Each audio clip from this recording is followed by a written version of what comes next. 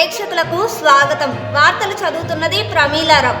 దర్శి నియోజకవర్గంలోని గుర్తింపు పొందిన రాజకీయ పార్టీల ప్రతినిధులతో మంగళవారం దర్శి తహసీల్దార్ కార్యాలయంలో దర్శి అసెంబ్లీ నియోజకవర్గ ఎలక్టోరల్ రిజిస్ట్రేషన్ అధికారి ఎంవీఎస్ లోకేశ్వరరావు సమావేశం నిర్వహించారు.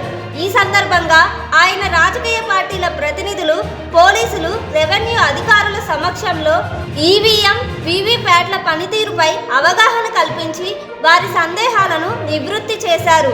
అనంతరం ఆయన మాట్లాడుతూ స్వచ్ఛమైన ఓటరు జాబితాను రూపొందించేందుకు రాజకీయ పార్టీలన్నీ విధిగా 282 పోలింగ్ స్టేషన్ల పరిధిలో బూత్ లెవెల్ ఏజెంట్లను నియమించుకోవాలని సూచించారు.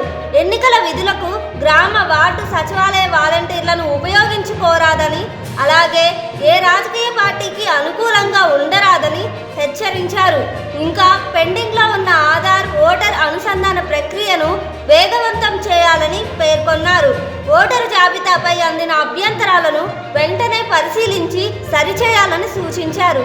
కార్యక్రమంలో కురిచేడు తహసీల్దారు ఏఈఆర్ఓ ఎం జ్వాలా నరసింహం, దర్శి తహసీల్దార్ ఏఈఆర్ఓ కె వెంకటేశ్వరరావు, దర్శి ఎన్నికల ఉప తహసీల్దార్ టి దేవప్రసాద్, దర్శి బీజేపీ ప్రతినిధి ఎం శ్రీనివాసులు, దర్శి తెదేపా ప్రతినిధి ఎస్పి రామయ్య, దర్శి వైకాపా ప్రతినిధి జయసింహ, దర్శి జనసేన పార్టీ ప్రతినిధి కుప్పాల పాపారావు, దర్శి కాంగ్రెస్ పార్టీ ప్రతినిధి పి కొండారెడ్డి, పోలీస్ అధికారులు తదితరులు పాల్గొన్నారు.